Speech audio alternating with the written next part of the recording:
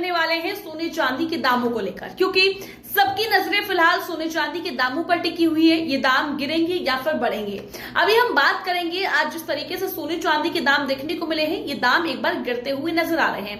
अब सवाल अनेक है, आप सभी के जहन में सवाल होंगे, ये दाम आने वाले दिनों में बढ़ जाएंगे क्या? क्योंकि जिस तरीके से मिडल ईस्ट में तनाव बना हुआ है, क्या इसका इंपैक्ट आने वाले दिनों में भी पड़ेगा? आज हम बात करेंगे इन्हीं सभी चीजों को लेकर और आपके सभी सवालों का हम इस लाइव वीडियो में जवाब देंगे। आज यानी कि 5 मार्च है और लगातार दूसरे दिन सोने और चांदी के दामों में गिरावट दर्ज की गई है। यानी कि कल भी गिरावट देखने को मिली थी और आज दूसरा दिन है, आज भी गिरावट देखने को मिल रही है। अब बात हम करेंगे रिपोर्ट्स के मुताबिक क्या कहा जा रहा है।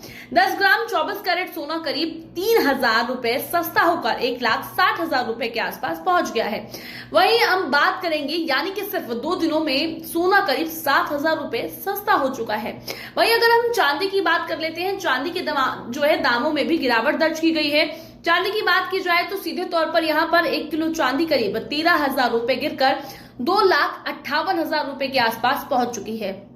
मतलब कि 2 दिनों में चांदी लगभग 32,000 रुपए सस्ती हो चुकी है। जहां एक तरफ देखने को मिल रहा था इन दामों में उछाल देखने को मिल रही थी, पर कहीं ना कहीं 2 दिनों की मैं बात करूं यानी कि आज की और कल की, तो इन दामों में गिरावट देखने को मिली है। जिस तरीके से चांदी की हमने बात की, 32,000 के करीब गिरावट देखने को मिली है। हालांकि अगर पूरे साल की बात की जाए तो तस्वीरें थोड़ी अलग हो सकती हैं, क्योंकि अब हम पूरे साल की बात करते हैं।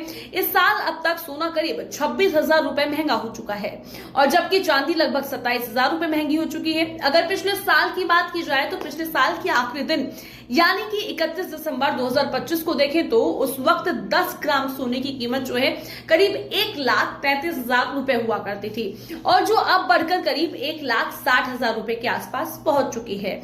और अब सवाल यहां पर यह है कि आगे सोना और चांदी का बाजार जो है किस तरीके से देखने को मिलेगा। क्या आने वाले दिनों में उछाल देखा जाएगा या फिर इसी तरीके से गिरावट देखने को मिलेगी?